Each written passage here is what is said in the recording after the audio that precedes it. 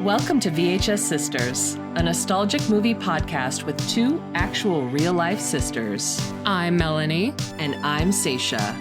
Get into some comfy clothes, grab your favorite beverage, and come hang out with us as I force my little sister to watch all the movies she missed growing up.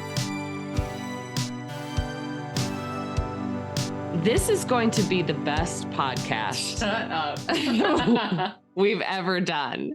I'll lead with that. It's going to be so good. We're going to talk about a fine film today. All of the movies we've done this month in Spring Fantasy Month have been fine, I think. Good films. And we're closing this month with a stone cold classic. And I can already tell, again, Melanie is so reluctant to talk about this. This is, you know what, listeners, this is the format I've chosen. I show my little sister movies, mostly from the 80s. Am I expecting her to like them? Maybe. maybe. But upon this most recent rewatch of this film we're talking about today, which is the John Boorman classic from 1981, Excalibur. Upon this most recent rewatch, I was just like, wow, I have one thing to say. This movie is long. Hey, this movie's long as fuck. Yeah, that's my main note. It is long, and I rewatched it. I've seen this movie many times. We'll get into my memories. I've seen this movie many times. We recently purchased the Arrow Video Blu-ray, and it's really good. It comes with a couple different discs. It's got some special features on it. But I watched the theatrical cut. Which one did you watch? Was it the TV cut, the theatrical cut? I think the TV cut, which was 2 hours and 20 minutes long. So there's a 120-minute version and there's a 140-minute version. I think I watched the 140 then, right? Yeah, I think so. Yeah, that would make sense. I would think that. Did you go on Pluto TV again? No, I was sent in a wonderful treat box from New York, as sisters do.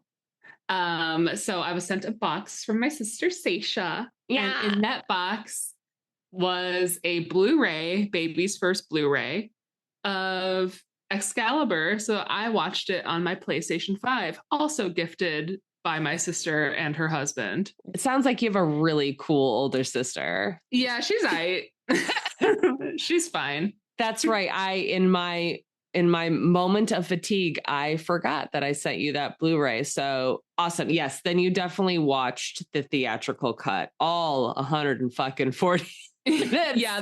There was an option to do the, what was it? Like the commentary. And I was like, I don't want this. It's my first time watching. I don't need to know all this extra stuff. Although I feel like it probably would be good for the sake of the pod to have extra, but you know, I'm leaning into what your expertise and your experiences with this movie to guide me through this journey. Well, I already know. I always start off the pod being like, Melanie, what's your memories of this? And of course you have none. I have zero. Right. So I'll ask you a better question today, which is, what is your knowledge, or what was your childhood experience with Arthurian legend or the tales of King Arthur, Sword in the Stone, things of that nature? Do you have any? Did you read it in school? Did you watch the cartoon? I watched the cartoon, Sword in the Stone, and it's in that movie. He's a boy, right? Like he's a young, like almost a child when he pulls the sword out. He's 100% a child. And I just want you to know, in the movie Excalibur by John Boorman, when Arthur pulls the sword from the stone, he is supposed to be that age. Oh, really? with the Irish accent? Bro, it's not even Irish. He's doing like this Samwise Gamgee West Country accent because he's supposed to be like from Cornwall, right? Yeah. So that's the whole thing, the whole tale. And trust me, I'm not going to punish you with all of my knowledge of Arthurian legend because this is such a deep topic. I could never do it justice on this pod because people have been writing about King Arthur for as long as like words have been written. Mm-hmm. It's like, along with like Viking myths, King Arthur legends are like the oldest stories like ever. and basically like trace back to the beginning of what we know as Britain. So going back to location, it's all supposed to take place in Cornwall and Wales. Like that area of the world is so deeply, that's like where we get dragon myth from. I'll say that's where the dragons are. That's where the dragon, I mean, if anything, this movie reminded me like how much I want to go to these places. Although this movie was shot exclusively in Ireland. Wow, okay. And they used an Irish studio, I believe it was called Ardmore Studios.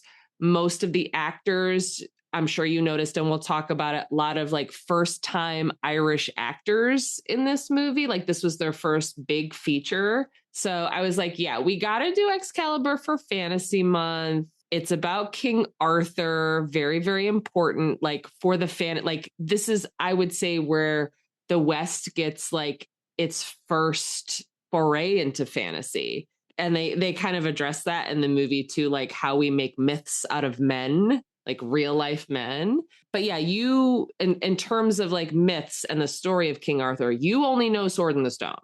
Pretty much. I feel like King Arthur makes appearances in other things, like I'm assuming Robin Hood. No, he's not Robin. Nope. Oh, that's King John.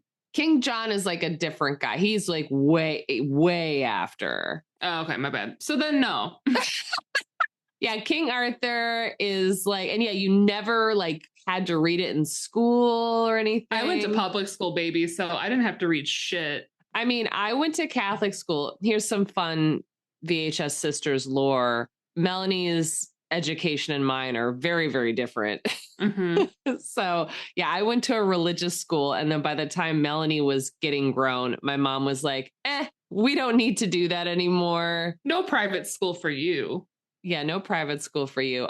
So going into my memories a little bit, this was a very important movie for me growing up because speaking of Catholic school, this was one of those movies like we got to watch as a treat in school. Is it because Jesus is in it?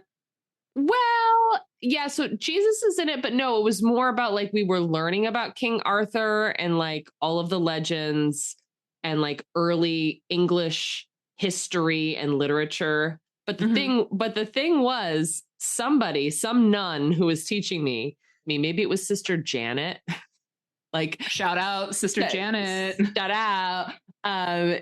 Didn't do her due diligence and pre-screen the film. So there were points it was like, oh yeah, here's some knights, here's King Arthur. Oh wait, here's a rape scene. Oh, and some titties. Yeah, no, there was a lot of fast forwarding that day in English class my sophomore year in high school. Damn, what an impression. Yeah, so I, of course, like that happened a lot, I recall. I remember also like having to watch or like getting to watch Zeffirelli's version of Romeo and Juliet when we did Romeo and Juliet in high school. Also titties in that, which started like my lifelong obsession with Olivia Hussey. I thought you were going to say my lifelong obsession with titties. Yeah, I mean, no, she was I just thought Olivia Hussey was so pretty. You've seen that version, right? Romeo and Juliet? I have, yeah. I just think it's gorgeous. And they shot it like in Venice too, which I think is awesome. But anyway, back to Excalibur. Yeah, I was like, oh, the story of King Arthur and also like a shit ton of violence and sex and blood. Like it's so gory. The fantasy armor is like out of control. They had so many people working on it. I think like they originally just wanted like maybe like 15 or 20 suits of armor. And I think the guy who was the armorer for this movie made like 100 suits. There were so many. It was John Borman's vision, just like a little history before we start like getting into it. And I'm really curious to know like what you thought about this movie. But just real quick. So the director, John Borman, he directed movies like Deliverance and Zardoz. I don't know if you've ever heard of these. Yeah. I've heard of Deliverance, but I've not seen. It's really good. He has directed some really good stuff and like some really fucking terrible stuff. Like he directed the Exorcist sequel, Exorcist 2, which is like one of the worst movies ever.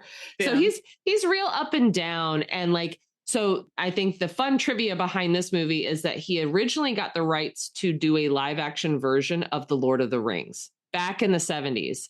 So this was supposed to happen. It never happened. They actually, thank God. Yeah. So like, I just want you to know, like a lot of these sets and like costume ideas were going to be like in live action Lord of the Rings. He was passed on that. They gave the rights to Ralph Bakshi, who did the animated version. That's why all that happened. So that's some deep 70s fantasy lore. Oh, okay. So, but John Boorman, the director, was like really fascinated with King Arthur. Specifically, there's I want to say like a book or a series of poems called La Mort d'Arthur, which means the death of Arthur. Mm. And so it's like that and a couple other texts, the Golden Bough. He just sort of mushed them all together and he made this, what I would say is a pretty landmark fantasy film that is also like extremely messy. Yeah. What were your initial impressions of Excalibur popping in that fresh Blu-ray, baby's first Blu-ray? What were you feeling upon the first few moments? First few moments were a mix because a lot happens. I would say even within the first like 20 minutes of the film, I think is where he goes and pulls the sword out of the stone. Yeah, and you get his father's backstory too. I think that's presented first. It starts in a battle. Yeah, and then it's just so funny how like he's so decisive about, oh, I want to be with this woman or whatever. Like in after the battle happens, like they're all like breaking bread with each other, if I'm not mistaken. Yeah. Or so who is he? Who are we talking about here? That is where you're gonna have to help me. So it's like, is it Uyghur or something? I'm not good with like names. I know. I'm not making fun of you. It's just Uyghur sounds funny. It could be Uyghur. King Uyghur. His name is King Uther. Uther. That's close. It's really close. And Uther is played by a very young baby Gabriel Byrne. And I don't know if you clocked that. No, I don't know who that is. You don't know who Gabriel Byrne is? I told you I'm not good with names. Yeah, but you know Gabriel Byrne. He's like he was in Hereditary. I haven't seen it. Oh my God. Isn't that with Toni Collette? Yeah, she's incredible. That's like a one and done. That's like a lot of horror girlies. Like they're like, I love Hereditary. It's my favorite. But it's just like, it's about family trauma. It's very upsetting movie. But yeah, Gabriel Byrne has been in like, so he's like the Irish guy. He's one of our great Irish actors. Mm-hmm. But anyway, and then there's the Duke. The Duke. Yeah. So the Duke, he's the Duke of Cornwall. King Uther is lusting after Ingrain, who is the Duke's wife. Yeah, who's like, my wife will dance for us. And then she starts busting down in some like contemporary style dance that's just so funny, like to me. And it's just like he gets so hypnotized by it. And he's like, I must have her. Ryan and I were rewatching together, and I was like, wow, just to be like the lone woman in a room full of men who are like pounding on the table, eating turkey legs and drinking wine, whatever. I would have just pieced out of there. It's like the After Dark Ren Fair. Sometimes they have those where you can go to like when it's all shut down, where after the main festival, they have an evening of just like adult fun and fantasy, which I've never been, but I'd imagine it's something like this, but maybe with more women. Is that something you're interested in socially? I feel like as a 34-year-old woman, I feel like I probably should go to one just to experience, because a lot of my friends and I were big people watchers, so this would be a great place to do so. Yeah, I could get down with some After Dark Ren Fair vibes. You know, it seems fun. There would be some cavorting, like there is in this movie. So yeah, we get Ingrain, who dances for all the men, and this is just like firing up Uther even more. Mm-hmm. And he's like, well, gotta be with this woman. And so we get introduced to Merlin, who I don't think you would recognize him physically, but did you recognize his voice? I didn't, but it's funny because physically he looks a lot to me like the comedian George Carlin. I could see that. But he's also kind of hot in a weird way. Like, I don't know. Like, I thought Merlin was going to be like, my impression because of the cartoon I had watched was like a wizard with a hat and a long beard and all of that, you know? So I'm like, oh, this is Merlin with this really sick, like, skull helm. And I'm like, this is fashion, actually. I do like this. I love it. Yeah, all the fits. And I feel like we got to discuss some of this fashion in this movie because this is one of the best things for me is all the costuming. I live for Merlin's little bullet head crown thing. I love it. You got to shave your head again and just get one of those. Yeah, no, one day I'll do it. But next year, Merlin is played by Nicole Williamson, who you would know from Return to Oz. Now the wheels are turning. You're trying to think who is he in Return to Oz? Was he with the doctor? The doctor and the Gnome King. Oh shit. Yes. Oh shit. Yeah, I do know him. yeah. No, that's our Gnome King from Return to Oz. Yeah, he's a really good actor. I don't recognize him without the clay face. I think he gives the best performance. For me, it's between him and Helen Mirren as Morgana. Yes, bitch. That's like, to me, they were the movie in my mind. They were the movie, and apparently they did not get along IRL at the start of the movie because according to the director, they had a falling out doing like a play together, but he cast them not only because he thought they were good, but he wanted that tension between them. Yeah, hey, it works sometimes to have that off-screen chemistry or not, you know? Yeah, and I did hear, this was the rumor, that by the end of the movie, they had made up. So I'm like, oh, I thought you were going to say like they did make out. they did fuck behind a castle. And that's the tea, hunt. Hey, honestly, get it. Yeah, I think so much of what I respond to and why I say I still love this movie, even though it is a fucking mess, is the visual style of it. It is so gorgeous to look at. All of the costumes. Yeah. And going back to the beginning that we were talking about, I love this dancing costume that Ingrain is wearing to dance for all the men. This sort of like, how would you describe it? Like a macrame? Yeah. It looks almost like not like a fishing net, but it's like very, it's if you made that elegant, then, you know, fishing net eleganza. Yes, come through, fishnet eleganza. Yes, we're just going to turn this into Drag Race. It reminds me of like when I was a teen, I had one of these sort of macrame rope belts that was also shaped like a handkerchief. Like it was like a triangle with ties on it. It was very early 2000s for me. So it had multicolored beads on it, and it was just meant to like accessorize your jeans, I guess. Yeah, I wrote, I just literally glanced at my notes and I said, Merlin is out here serving cunt in battle. And he really is. He's sort of like, he's got like that blue steel stare. He does. He's, walking around in his robe and his little short beard. I'm like, yeah, you could get it, Merlin. I that helm though, that skull helmet or whatever you want to call it, a skullet. Yo, you got that skullet on. Yeah, so he has to get involved because King Uther's like, I need this woman. Let's make this happen. So I'll make a pact with you. Yeah, I'll make a pact with you. They make a little deal. So like Merlin, like Uther and Merlin's relationship is so weird because Uther's like, well, you don't get it. You're not a man. And I was like, well, what is he then? If he's not a man, he's like, is he? And that, again, I'm not going to punish you with too much myth, but there are people who like interpret Merlin as sort of like an asexual. That's what I was going to say. Or a character without gender, which I think is so interesting that he just sort of like lives outside of the gender binary. Well, he also, sorry to cut ahead. Yeah. Like, at the end of the movie, or like towards the end, he says there are many worlds and he's done with this one. Yes. So like his essence must turn into something else in a different world, and whether that's male or female presenting or other, just like sort of, he doesn't really have to confine to anything. And yeah, he's a baddie.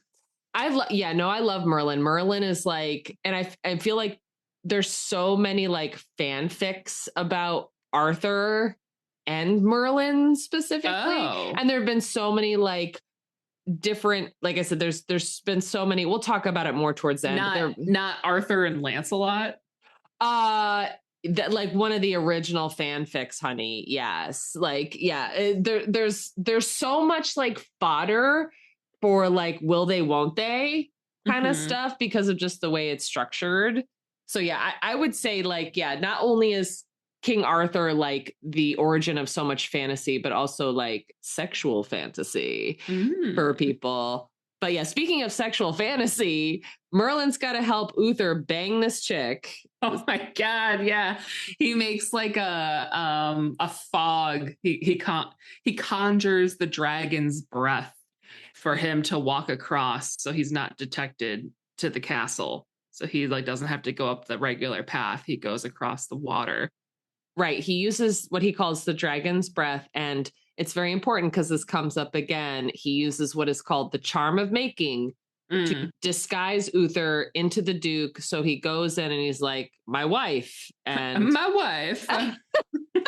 Then he does a Borat impression. Yeah. And then he bangs Ingrain and she's like. He doesn't bang her. He straight up RAPEs her. Yeah. It's like all this drama just to get a slice, and it's not even like, sorry.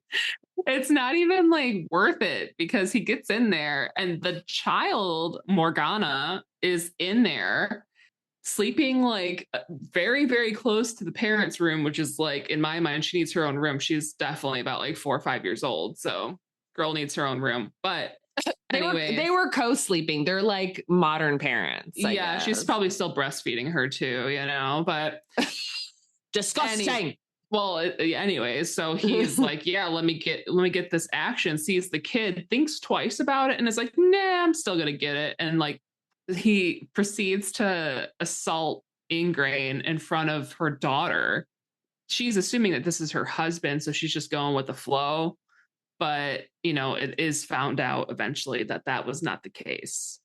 Yeah, it's not great. And well, Morgana has this like third sight or whatever. She sees this, that her dad is dead. She's like, my father is dead. She just has the premonition. And she's like, no, he's not. He's right here. That's fucked up. It's fucked up. Yeah, she sees her dead dad and she's like, that's not my papa. It's not great how Arthur is conceived. No. And this is like what this is what the myth is. This is, which I didn't really know it was this filled with drama. I was like not expecting it to be like based on all of this greed and lust and all of this stuff. I just thought it was like a guy who was lost in the sauce essentially, and then found out, oh, he is noble. He is the king, the rightful king. And then let's just follow him. That's where I thought it ended. Yeah, no, it's the original story is just like this. And again, there have been many versions of it, but yeah, like Arthur was birthed from this whole deception thing. And then Merlin has to come collect the kid because he's like, by the way, we made a deal.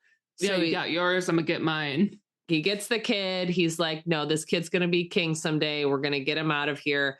And then as opposed to raising Arthur, gives him to somebody called Sir Ector, who already has a son named Kay.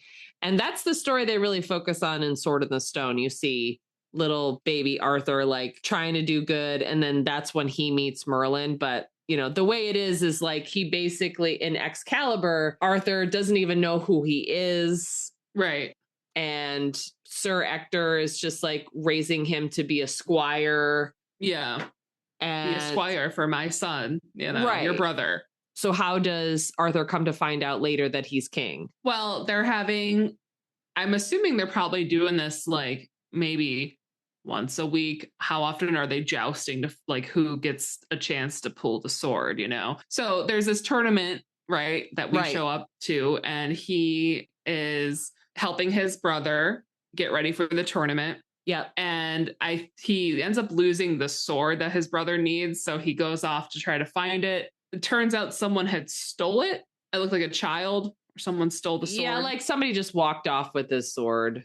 So he comes up, like he's trying to find one, so he like goes to the blacksmith trying to steal one. That's not going to work. Trying to go here, goes up to the hill where the sword is in the stone. I would imagine he would know he wouldn't be able to get it out, but he still is desperate to help his brother. So he's like, okay, let me just try. Pulls it right out. And it's like, oh, and it's funny because his adopted father comes along and is like, put that back. He just shoves it right back in. Yeah, he's like, and like, you know, everyone's been trying to pull it out. And the reason that the sword is there, because when King Uther was killed by like people who betrayed him, I guess like right after Arthur was conceived. Well, this was after he was taken by Merlin. Right. So after, King Uther was like on his own after Arthur got taken away. People betrayed him. He got murdered, and before he died, he thrust Excalibur, which is the magic sword, in the stone. So he's like, yeah, only the true King of England can pull this. So guess what? It's his son years later. And yeah, Nigel Terry, who plays King Arthur, when he pulls the sword from the stone, he's supposed to be like 13 years old. They could have cast someone for that. Like, I feel like that's why this could have been less messy if they had just cast a younger Arthur. Yeah, I don't know why they made that choice, because they had two different people play Mordred later. They had a kid and then like a teen looking. And they needed two people to play Morgana. Right. So like, they're just like, nope, Arthur's a baby. And then he's like a full grown man of 30. Like, that's it. And I will say it's a crazy choice. And that's a huge load for an actor. And I think Nigel Terry, who was like a theater actor, pretty much, like he didn't do movies. And I think you can kind of tell he has like a very sort of like distinct style of acting. He's trying to do, like I said, this like West Country accent in the beginning when he's like a young yokel. It sounds so botched. I'm like, what is happening? Yeah, his voice is weird. And then as he grows into being the king, he starts to have like better diction. But I will say right out the get, this whole movie is insane because literally everything is ADR'd. If you couldn't tell, like, you know what I'm saying? It's like the vocals were over the film. Yeah, and I think it's because like they didn't like the way the movie was originally mixed. So I think like, and especially the music is so bombastic. Like they have Trevor Jones do the score, plus like actual legit classical music. There's a ton of classical music. Oh, Fortuna or whatever. Yes, just like constantly blasting. I'm sorry, which I love, and I think I had Unhinged. I had it on CD. I was so in love with. I still love classical music, but yeah, it is a very bombastic score, and I think that they like the dialogue just didn't come through, so they ADR'd everything. So it gives off like between like the colors of this movie and the way that the dialogue is dubbed, it's almost like watching an Italian giallo movie, or like it's like a foreign film, but it's in English. So there's a weird like psychedelic, almost like, am I on mushrooms kind of feeling the whole time. It's funny because I made a note saying that the guy who plays Arthur, he definitely acts with the voice, but his face isn't giving what his voice is doing. Nigel Terry's face is like, go on, girl, give us nothing. Right. I think he was trying, but it definitely doesn't read. And it was funny because I was thinking of something that you said about Dragon Slayer. And you were saying like, if the lead guy was hotter, you'd be more invested. Yeah, and 100%. I feel like, they should have really thought of the girlies when they were casting King Arthur. He's not bad, though. I feel like in time, when he's like all brushed up and polished as king, he does look a lot better. But at the same time, like obviously Lancelot, he's supposed to be like a ladies' man. sort of guy, and he kind of looks like that. But I would have loved a hotter Arthur for sure. I think, you know what? I take it back. I think just the way his hair is styled and the clothes they put him in, I'm like, yeah, we could have like honked him up a little bit. I don't know if they wanted like a lot of difference between him and Lancelot when he eventually meets Lancelot later, because Lancelot is like obviously the hottie of the Knights of the Round Table. But we're not there yet, because after Arthur pulls the sword from the stone, there's all this rigmarole about like, well, who's going to even follow this boy king? And I don't know if you clocked who played one of my favorite character names of all time, Leon deGrasse, who is played by Patrick Stewart. Yes. He was my only pool besides Helen Mirren. Right. Yeah. No, it's so funny. When I was watching with Ryan, he's like, has Patrick Stewart looked the same? Yes, forever. Years? He still looks like, I mean, yeah, I'm sure he has more lines on his face, but no, whatever. He looks the same. I feel like he looks the same. Yeah, he looks great, honestly. Drop a routine, Patrick Stewart, if you're listening. Yeah, what is your secret, queen? We have to know. And I was thinking like how much I love him in this era, like early 80s. Patrick Stewart is so good. You've seen the David Lynch's version of Dune, right?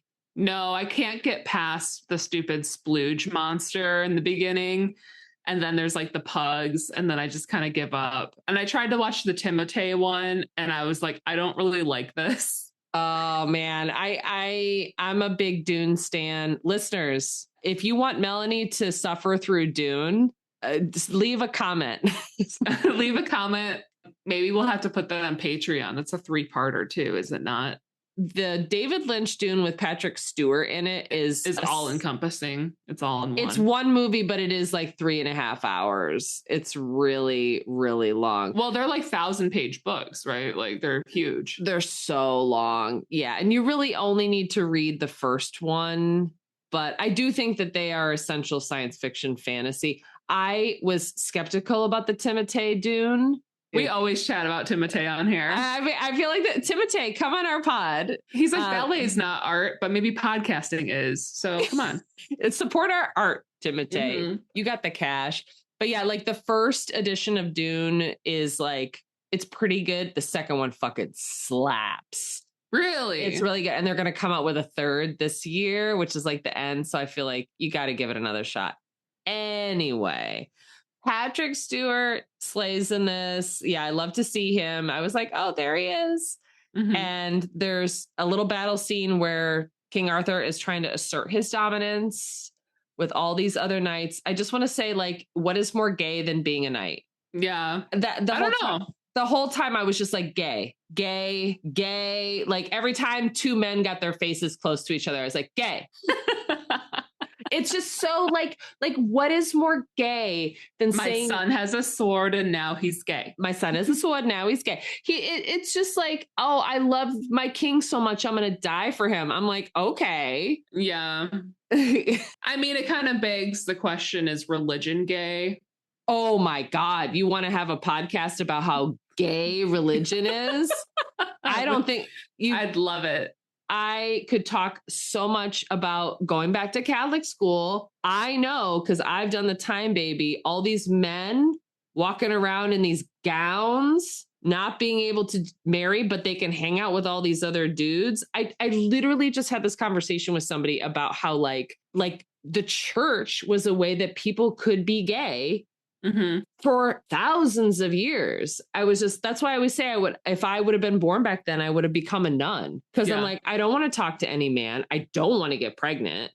And I want to be safe. I want to be safe. So let me go hang out with all my girlies and we'll just like embroider all day. My sisters. Yeah, with my sisters. That's a good life. You make bread and you get your own bed and mm-hmm. It's pretty, and you have one outfit. Unless you do the Julie Andrews route and meet a hot man with a bunch of children. Okay. We're talking about Excalibur. We're not talking about Captain Von Trapp in your fan fiction. Okay. I love him. That's another thing. Yeah. It's no. Sound of Music is incredible. But speaking of children though. Yes. Can't say his name. Patrick Stewart is Patrick Patrick Stewart's got a daughter. It's Leon deGrasse. It's really hard to say. It's Leon deGrasse. Yeah, it's like French. It's like the time when all the people living in southern England a lot of them were Norman. They were like French. Yeah. Right. Mm-hmm. So that makes sense. Anyway, he has a daughter. He has a daughter named Guinevere. Yes. And she is caught up in this battle. Like the only girl around, really. And she's like stops in her tracks of like needing to escape to just watch Arthur, and she's just gawking over him, and it makes me laugh because I'm like, how do you just like this whole battle's going on and you just stop and stare? I'm like, go be useful, like do something. But no, she saw him in his little doublet and she was like, yo, what what that sword do? Yeah, he's got that magic sword. He does. Yeah, he's got Excalibur. I love how Excalibur glows green. I do too. Yeah, that is cool effect. Green magic. I want a sword. I mean, we can get you one. I think Fantasy Month has reminded us of Ren Fair culture again. Yeah. And we can go you can come out for New York Ren Fair and we could have a little sword shopping moment. They have plenty. I think we should get like a family sword, like a nice one that, lasts for generations that we keep like on the mantle or something. We'll have to go to a sword show. Weapons show. Yeah, they have those all the time, especially here. Yeah, I want to go to maybe a historic armorer. Ooh. And get one. Like a reproduction. Yeah, exactly. I'm sure we could get a reproduction of Excalibur from this movie. Anyway, so Guinevere is super horny because she sees Arthur defeating the knights who opposed him, specifically this one knight who's called Uriens, or it's spelled Uryens. Very Welsh. And I just call him urine. Yeah. It's what an unfortunate name.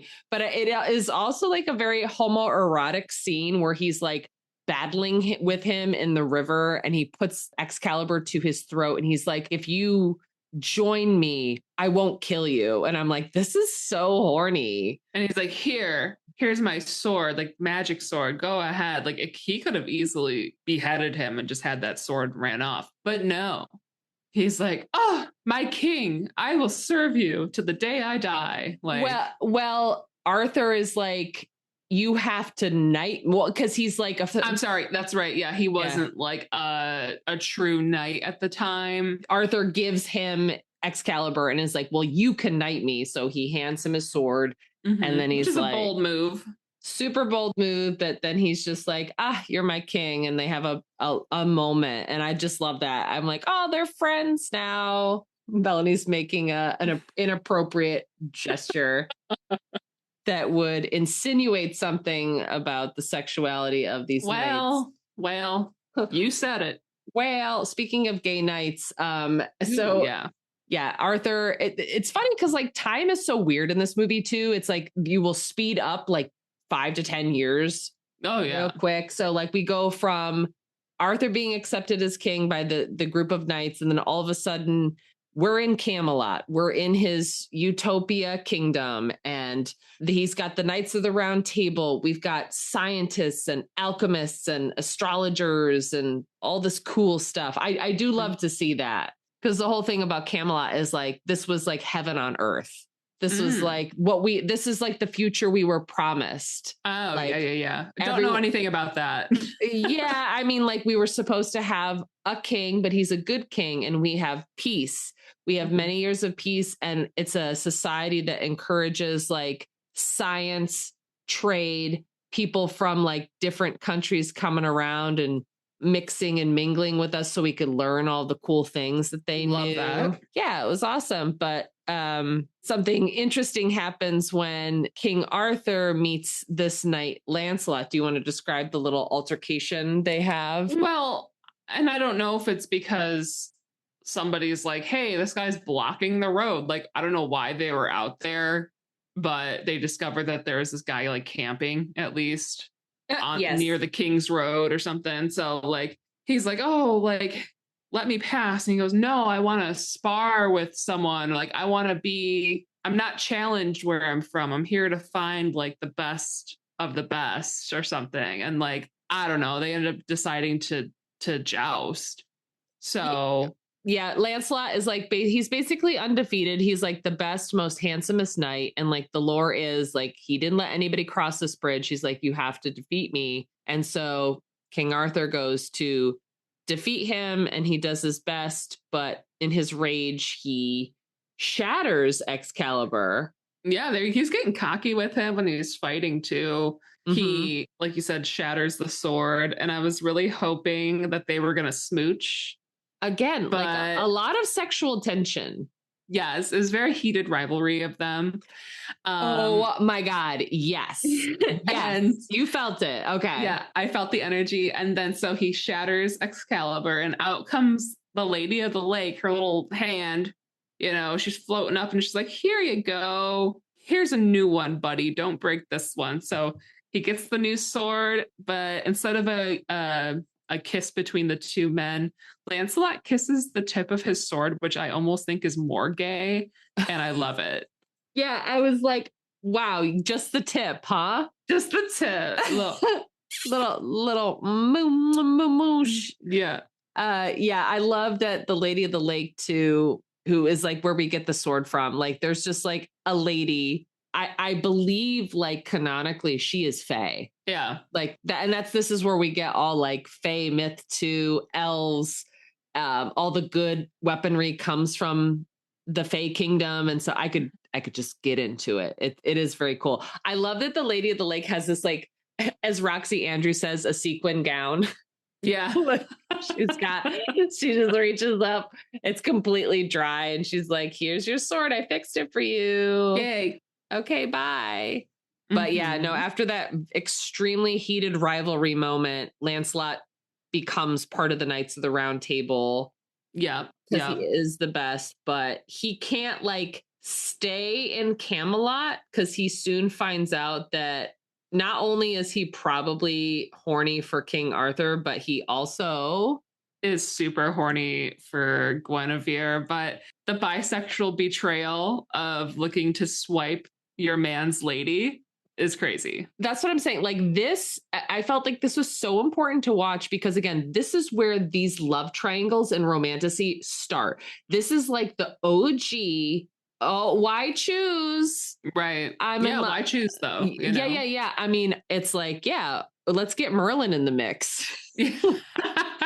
Fuck it. Throw Morgana in there too. Oh, yeah. No, you could really like ship. All these characters are very shippable because even though like obviously like sex and violence stuff does happen, but you could still like make different connections, you know, with all the different characters. Now kiss. Yeah. And they're like all characters that are, how do I say this? They're not even like iconic as I would say. They're like, they are the archetype, right? You have, the noble king and Lancelot, who's like, he's the pure knight who loves not only his king, but the bride of his king. Well, that's like with House of the Dragon. It's kind of what they're doing right now with one of the King's Guard who is really close with Lady Alicent.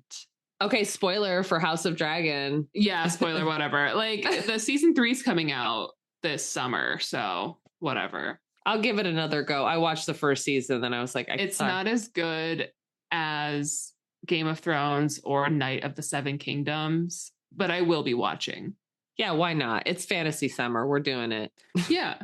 It's medieval summer. So King Arthur is marrying Guinevere. And what did you think of that gown though? It was beautiful. I thought everyone's wedding glam, you know, I loved mostly how the armor is all super shiny. Everyone's got their best on, you know, for the wedding. And I obviously Lancelot's not having a good time because he did not want her to get married to him, but so goes life. And then somebody's in the back of the wedding procession and she is watching, and her name is Morgana. And we discover the witch that is Helen Mirren, who is super gorge, is technically Arthur's half sister. technically his half sister has the cuntiest looks. I can't think of another word. She is serving face and body and outfits. And I think like watching this movie again, I was like, oh yeah, this is who you wanted to be. Yeah. I was like, she is aspirational. She's magical. She's fierce. She looks good. She takes what she wants. She does what she wants. She's here to stir up some drama. Yeah, 100%. And like she might as well stir up the drama because in the wedding, you've got Guinevere doing the open eye kiss. And I'm like, girl, that's nasty.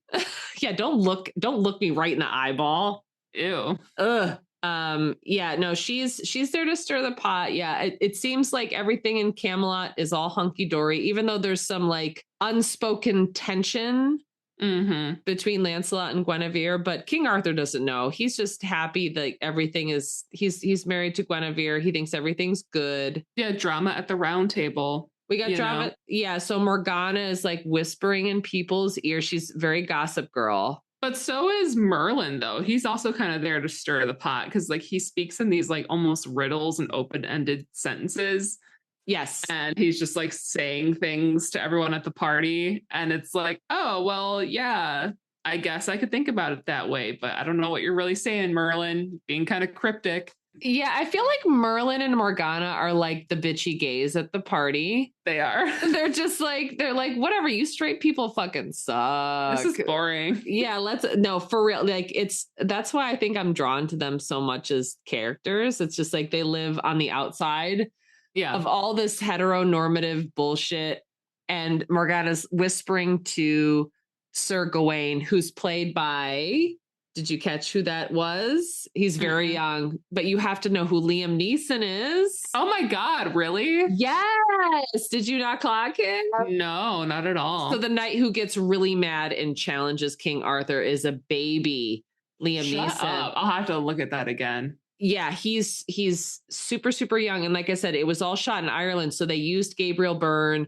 They used Liam Neeson, all these like Northern Irish actors who were just like there, you know. They didn't have Cillian Murphy yet. He was probably just like 5 years old or something. Yeah, he was a youngin', my on-screen husband. He was a little baby. Aww. But yeah, he gets really mad and he's like, I know that like the queen is mentally unfaithful. And in my mind, like as a kid, even I was just like, mind your fucking business. Like you need to shut the fuck up, you dumb bitch. Let the queen live her life, okay? Yeah, like get out of women's business. Everyone hates women, is what I'm seeing here.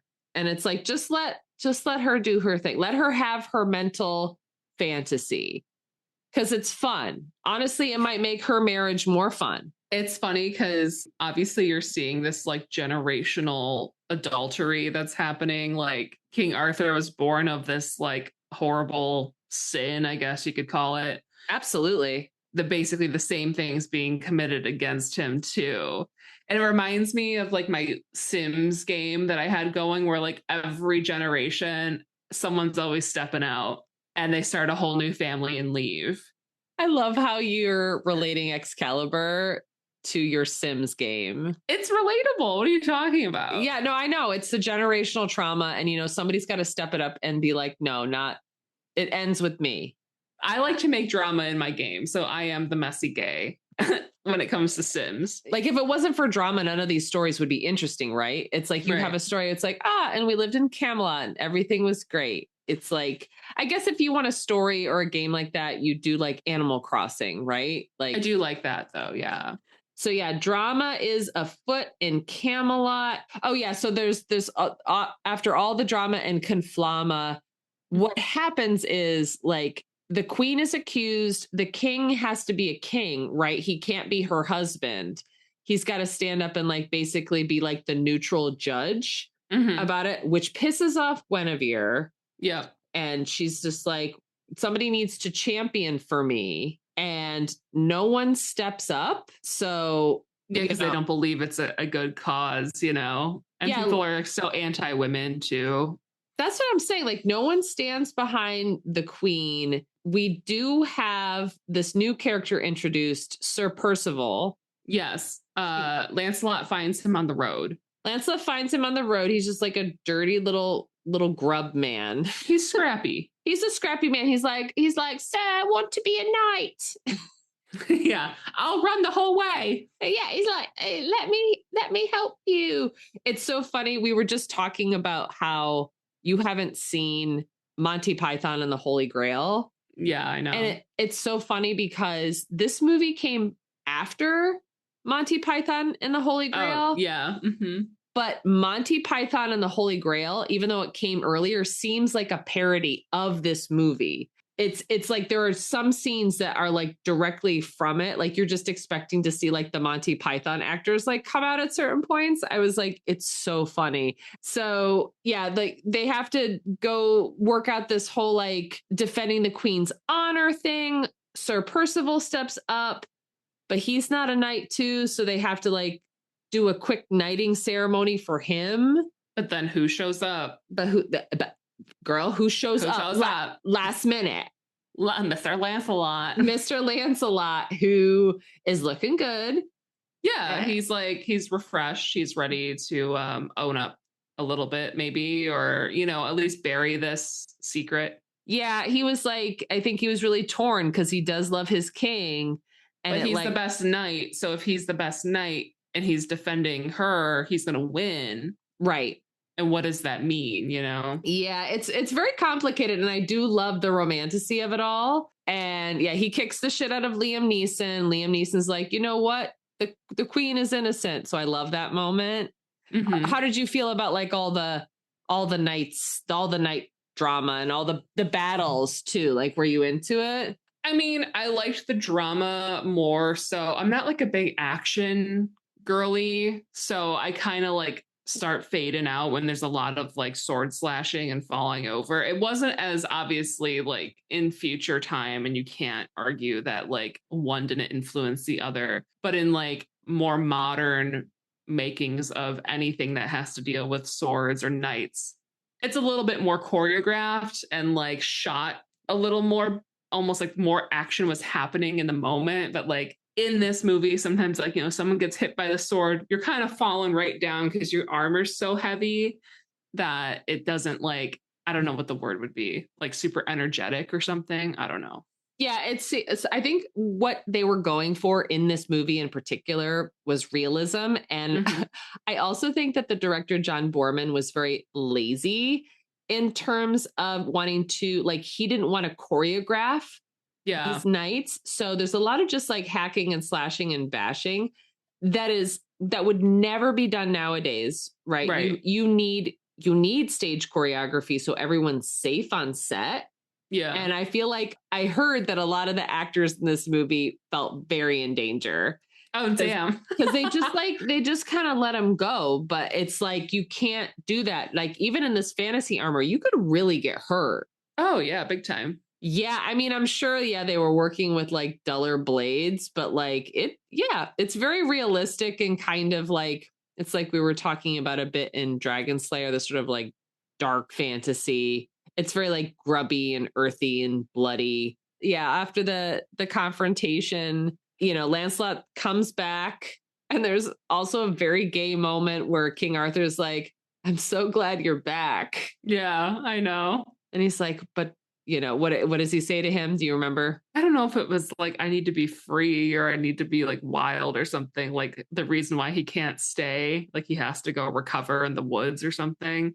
I think, I forget. Lancelot, he's just like, the wound, my lord, is deep, and so Lancelot is always like hanging out in the woods. I just don't think he likes to like share quarters with people. He really just likes to sleep under the tree. I understand that. Yeah, but the tree is where Guinevere comes to find him. Of course she does, this bitch. She's not hiding her feelings whatsoever. Even after all of this drama and conflama, she goes out and Yes, tell us what happened. They are bucking on a rock.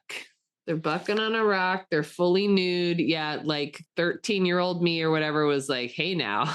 Hey now. And then King Arthur consults Merlin and is like, are they together? And he's like, yeah.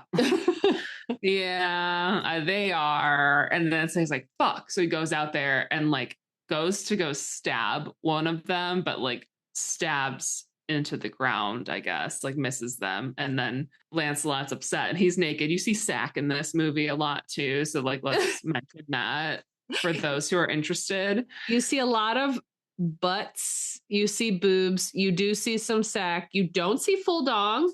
No, not enough dong in this movie for me. Yeah, there could have been more dong. That's like my main note. We'll talk about rating at the end, but I feel like again, like me as a teen watching this, you know, between like all of the nudity and all of the yearning too. This is a big yearning movie.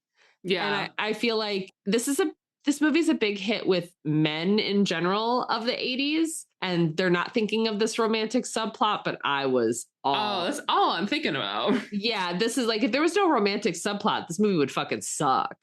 Yeah, I know. It would not be good. So I loved it. I love that. And I love the Merlin Morgana stuff, because Merlin and Morgana are having their own, like, not romance, but like, how would you call it? They're having an alliance. Like a teacher-student relationship, you know? Which is also hot. Yeah. And it's not really sexual because maybe they're not sexual beings. Although I'll argue that Morgana is. Yeah, we find that out soon enough. But yeah, go ahead. Well, I was going to say, before, you know, she moves forward with her plot, she's really interested in like learning stuff from Merlin and is bugging him like through this whole movie. And there's a line that he says to her, which stays with me forever. And he's like, the way of the necromancer, it's a lonely path. So yeah, she wants to know Merlin's charm of making so she can deceive her half brother and bone him.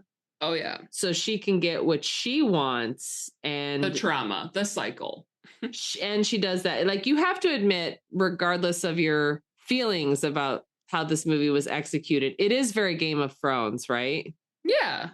Yeah. A lot of characters, a lot of people playing the game. Right. And this is definitely one that George R.R. Martin would have also been like watching on VHS, just drooling to. Yeah, 100%. Yeah. So she goes and gets a little incesty with her brother and creates a baby, which is gross. I love how you said that. And creates a baby. Yeah, she has a Cersei Lannister moment. She sure does.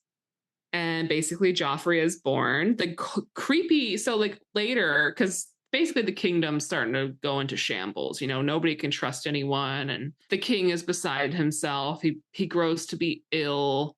Yeah, all of these things. He never fully recovers from the whole affair of Guinevere and Lancelot. Everyone's ruined by it. Everyone's ruined, and Lancelot runs off. And yeah, so the child that they share, the king and Morgana, is named Mordred. Mordred, yeah, that is their son.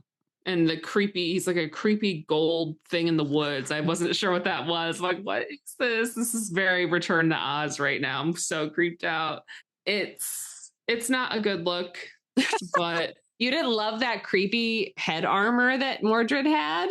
I did not. I mean, I think it's effective in the sense that, like, it happens pretty quick too. Like, that whole sequence, everything gets very psychedelic. It does, yeah. And so, you know, they rip this baby out of Morgana. It's this creepy little kid.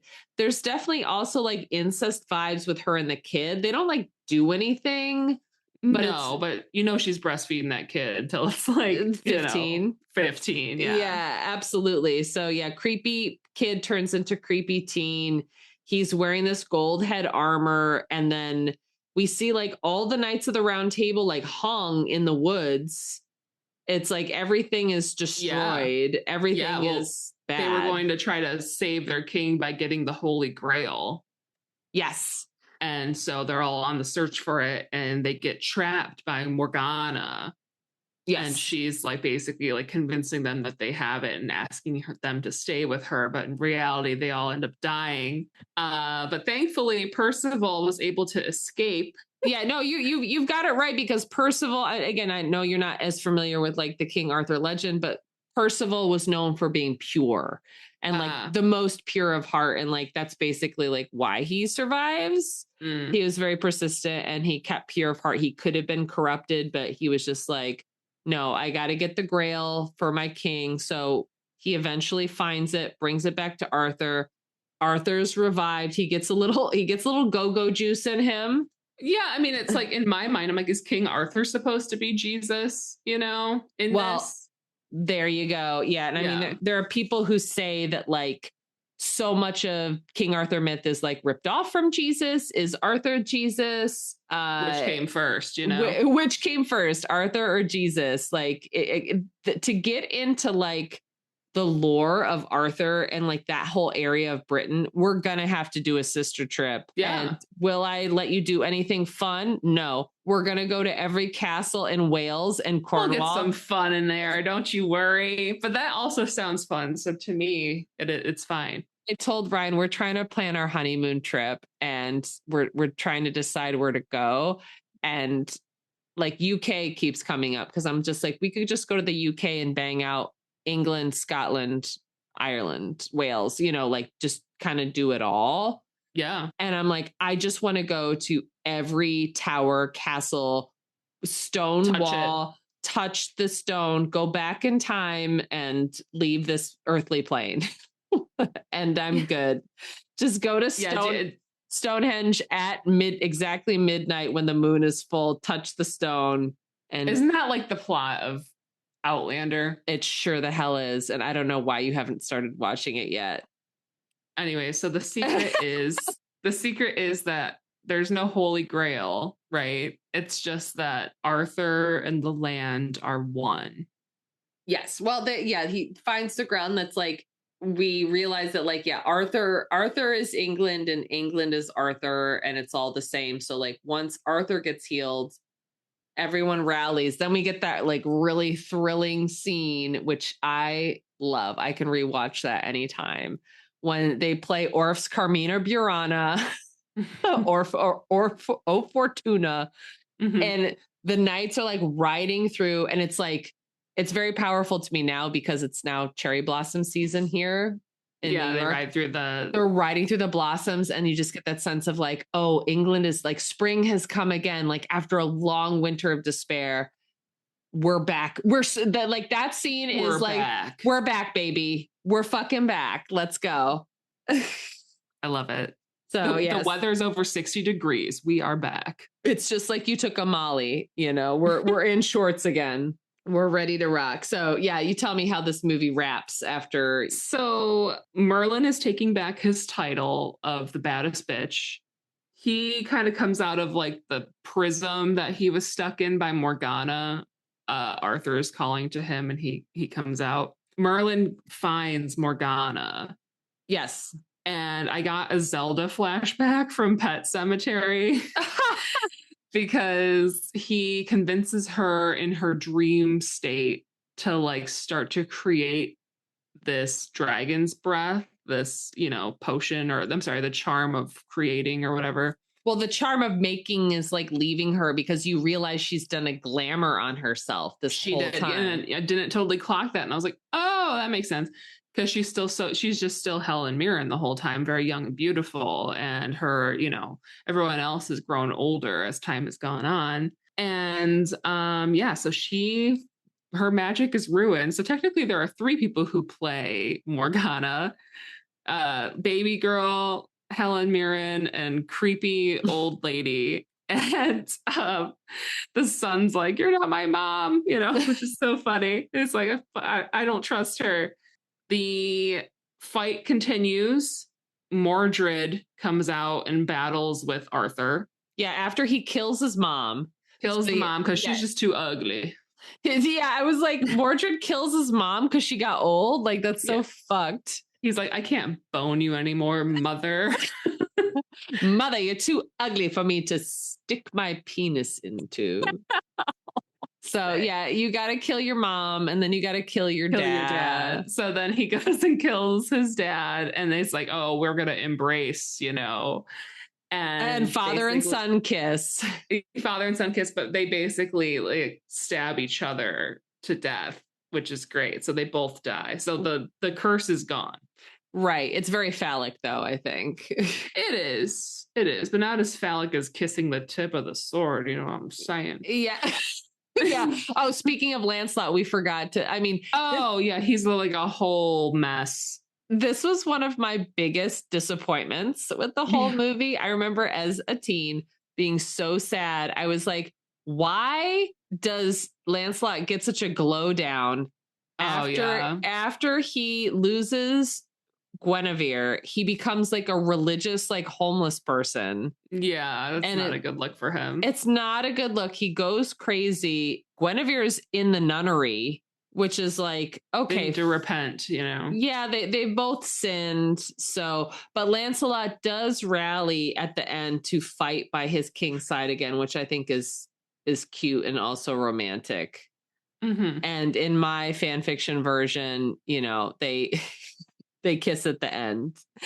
There's a lot of this is just me like making men in full suits of armor kiss.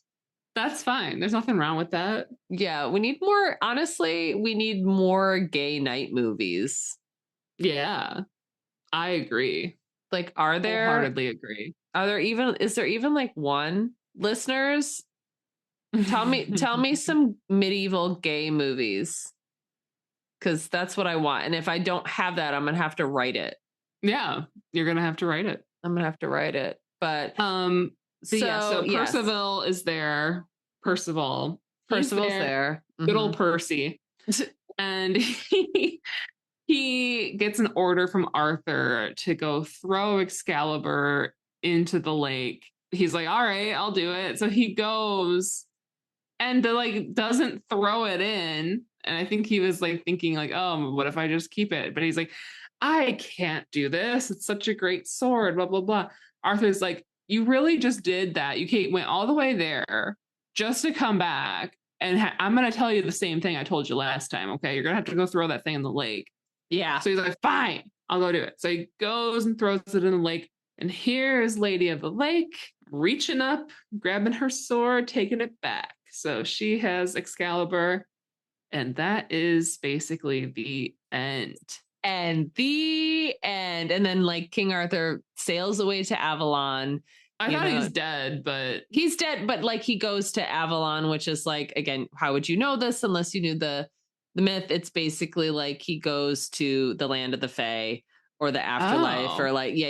It's a whole thing. I mean, you got to you get into it. We'll get you into it. If you, he was on a ship with 3 ladies, Yeah. And you can see the parallels. Like if you've seen the whole Lord of the Rings series, like how like when Frodo decides to kick it and they all have to like go off with the elves, to the Undying Lands and all that stuff. Like all that it's all ripped. It's all like there are no new stories. Like everything has been copied. Yeah, this movie, like I said in the beginning, is motherfucking long. And it took me like a couple times to finish it. I also like did watch a lot of special features, but I was like, John Boorman, you could have cut like 20 minutes off this. It was like a lot of long-winded scenery in this where it's like Percival at the lake, even at the end. That was like, I don't know, 5 whole minutes of him like just looking around and writing down and deciding to not even do it and having to go back. Like, we could have cut some of that out. Yeah, it's a little self-indulgent. I understand like he was I think he was really just trying to capture like the vibe. And I think it does successfully, like the vibe, the weirdness of these tales. And they are like, if you do read them, they are kind of psychedelic and weird.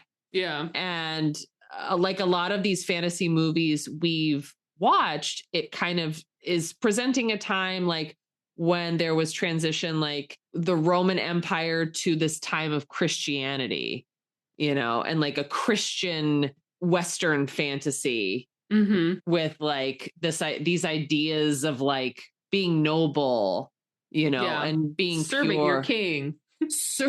And serving for your king. Yeah, it's really the history of gay people. I love it. What would you rate this movie? Damn, it's hard. I'm so conflicted about this movie. It's so complicated. I'm gonna have to give it like at least a B or a B. I want to give it a B. Yeah, it's like a solid B. I feel like if it was trimmed up a little bit and maybe a little bit more gay kissing, I would give it an A minus. But you got to, yeah, you got to edit and just give me something, even just like, I mean, I guess kissing the tip of the sword, that's pretty suggestive. That was good. And he did it so gently too. I was like, damn. He did it great. Yeah, there's just something about this movie. I think like I was watching some behind the scenes stuff and reading about also how it was received when it came out in 1981. Okay. And I think Roger Ebert was like, I love this movie, but it is a mess. And I feel like everybody who talks about it is like, I love this movie. It is a mess. I feel like this movie could easily, and I'm sure it has many a time, hence the Disney, cartoon, have it be remade. I think we're due for an Excalibur King Arthur remake. Oh, there was one very recently. I just want to touch on all was of it the ass. Yeah, Guy Ritchie made one, and it was not good. Apparently, did I see it? No, but yeah, there have been. So as I said, there have been a lot of different like literary versions of this, interpretations of it. There have been multiple movies. There was one called First Night with Sean Connery and Richard Gere, which I like.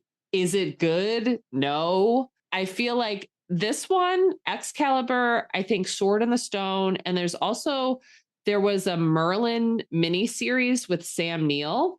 I feel like I've heard of that. It's pretty good, and they get in a lot. They talk a lot about like how the Romans were in the UK, which is a whole history moment that I'm so fascinated with. Like, how did they get all the way up there? It's when your people met your other people. I know. It's just like you can go like, I mean, they have walls and monuments and stuff like still there from the Romans, like in southern England. I'm like, that's fucking crazy. Yeah. There's also, if you want to have like a little Tubi moment, there is a 2000 series called Merlin with like hot teen actors playing hot teen King Arthur and hot teen Merlin. And you want to talk about fanfic, baby? How many Tumblr stories are on this particular show? You're gonna it right now. You're gonna get your whole life. You're gonna get your whole life. If you just want, honestly, I might put it on right now. If you want a whole show to just like kind of like vibe and fold laundry to, Merlin is so good. But it's not the Sam Neill one. It's like it's made like 10 years later. Just look up Hot Teen Merlin. Oh. Yeah. Are you looking? Let's see. Images. Yeah. Is it these? Yeah. You're honestly, look at that. Look at that. That looks good. Yeah. No, it's from 2008 and it was on the BBC and it ran till 2012. Like they had many seasons. There's a dragoon. There is a dragon and a very famous actor voices that dragon and it's really good. And you don't know Buffy the Vampire Slayer, but Anthony Head, who plays Giles in Buffy, who's like the hot librarian guy, plays Uther Pendragon, and he's so good. Yes. And there's John. This looks gay. It's Melanie. It's gay, but also like hot teen drama.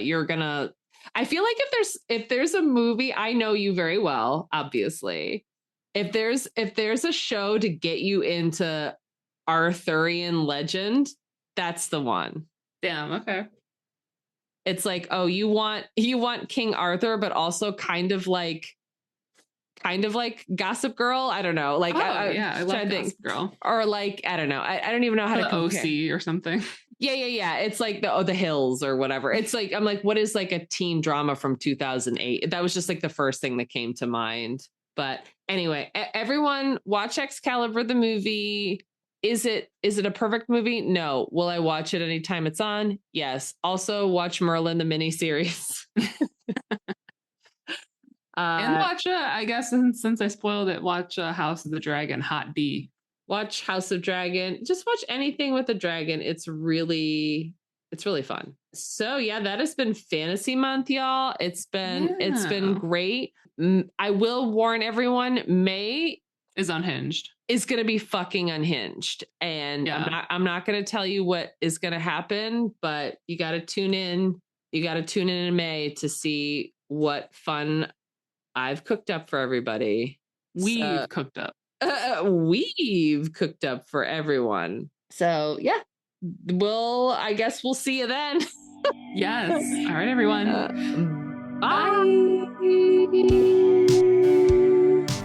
Thank you so much for listening to this episode of VHS Sisters. We hope you've had a fun and cozy time.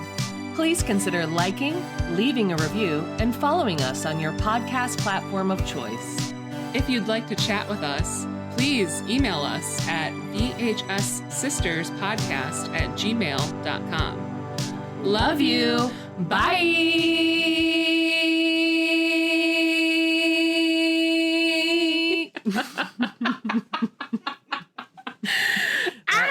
That's it.